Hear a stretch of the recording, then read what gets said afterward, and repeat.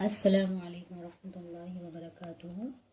تو اولاد کی تربیت کے سنہرے اصول پیر ذوالفقار نقشبندی صاحب دامت برکاتہ، اس کی 5th ریڈنگ کمپلیٹ ہو چکی ہے، 6 میں سٹارٹ کر رہی ہوں۔ ماں باپ کا جینا حرام۔ ایک مرتبہ مجھے بیرون ملک میں ایک عورت نے فون کیا، کہنے لگی کہ دعا کرو اللہ تعالیٰ میرے بیٹے کو ہدایت دے دے۔ میرے بیٹے نے اپنی پسند کی شادی کی اور مجھے ملنے ہی نہیں آتا۔ اس وقت بیٹے کا چہرہ دیکھے 8 مہینے ہو گئے۔ آج میں نے اسے فون کیا کہ بیٹے ایک دفعہ آ کے مل تو جاؤ، تو بیٹے نے پلٹ کر جواب دیا کہ تم کتیا ہو، بھونکتی رہتی ہو، آئندہ مجھے اپنے پاس آنے کی بات مت کرنا۔ اب سوچیے کہ بیرون ملک میں اپنے بچوں کو پالا اور دین سکھانے کے بجائے وہی مغربیت کی زندگی ان کو سکھائی، تو نتیجہ یہ ملا کہ اب یہ بچہ جوان ہو کر اپنی ماں کو کتیا کہہ رہا ہے۔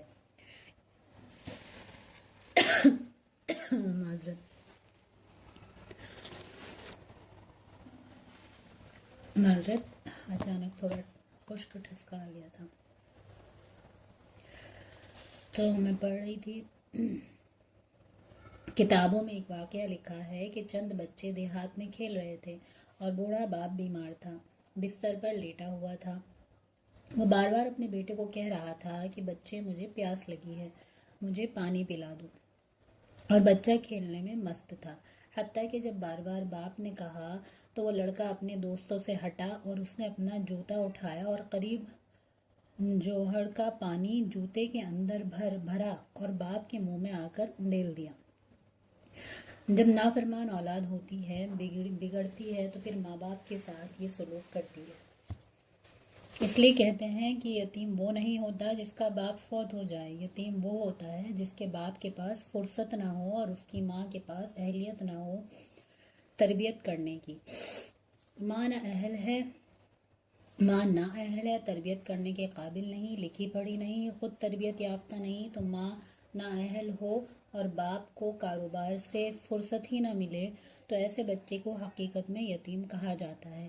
ہمیں چاہیے کہ ہم اپنی اولاد کی نیکی اور تربیت کے لیے بہت کوشش کریں، ورنہ قیامت کے دن یہ اولاد انسان کو اللہ رب العزت کی عدالت کے کٹہرے میں کھڑا کرے گی۔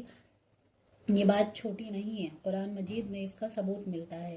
قیامت کا دن ہوگا، اللہ تعالیٰ ایسی نافرمان اولاد سے پوچھیں گے کہ تم کیوں نہیں نیک بنے، تو اولاد کا سارا ملبہ ماں باپ پہ ڈال دیں گے۔ اے اللہ، انہوں نے ہمیں بگاڑ ڈالا اور انہوں نے ہمیں دنیا دار بننے کے لیے کہا، ڈاکٹر بنو، انجینئر بنو، پائلٹ بنو۔ اللہ، ہم بن گئے، انہوں نے دین کے لیے کبھی بھی کہا ہی نہیں تھا، ہم نے دین کی طرف توجہ ہی نہیں دی تھی۔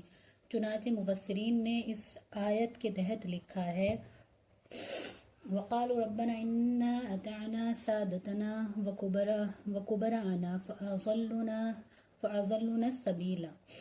اے اللہ، ہم نے تو اپنے بڑوں کی اتباع کی، ان کی بات مانی، فَأَضَلُّونَا السَّبِيلَ، تو انہوں نے ہمیں راستے سے بھٹکا دیا۔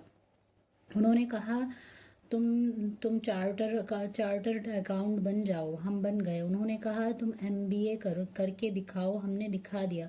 ہم ڈاکٹر بنے، فلاں بنے، انہوں نے دنیا کا گول ایجوکیشن دیا۔ اس کا اردو ورڈ تھوڑا الگ سا لکھا ہے، میں سمجھ ہی نہیں پائی۔ تو ایجوکیشن دی، ہم نے پورا کر دکھایا، انہوں نے تو دین کی طرف ہمیں کبھی متوجہ ہی نہیں کیا تھا۔ وَقَالُوا رَبَّنَا إِنَّا أَطَعْنَا سَادَتَنَا وَكُبَرَاءَنَا فَأَضَلُّونَا السَّبِيلَ۔ اللہ، انہوں نے ہمیں گمراہ کیا۔ رَبَّنَا آتِهِمْ ضِعْفَيْنِ مِنَ الْعَذَابِ وَالْعَنْهُمْ لَعْنًا كَبِيرًا۔ اے اللہ، ان کو 2 گنا عذاب دیجیے اور اللہ ان پر لعنتوں کی بارش کر دیجیے۔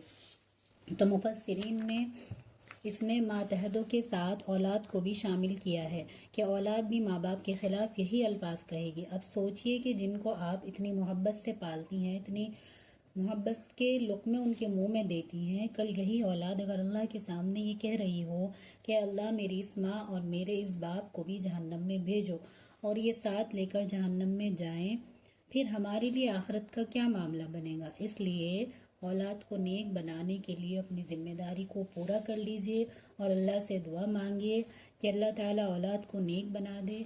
جہاں ایک خوشی اللہ نے دی اولاد والی، وہاں اس سے بڑھ کر دوسری خوشی اولاد کا نیک بنانا ہے۔ وہ بھی اللہ عطا فرما دے تاکہ ماں باپ کی آنکھیں ٹھنڈی ہوں. اللہ تعالیٰ جو صاحب اولاد ہیں ان کی اولاد کو نیک وکار بنا دے، اور جو صاحب اولاد نہیں ہے اللہ تعالیٰ ان کو نیک اولاد عطا فرمائے. آمین ثم آمین. تو دوسرا ٹاپک یہاں پہ شروع ہو جائے گا، تربیت اولاد کے بنیادی اصول. تو وہ میں اگلی ویڈیو میں انشاءاللہ ریڈ کروں گی. تو انشاءاللہ اگلی ریڈنگ میں ملتے ہیں. اللہ حافظ، فی Aman Ullah. Subscribe, like, share کرتے ہوئے چلیں.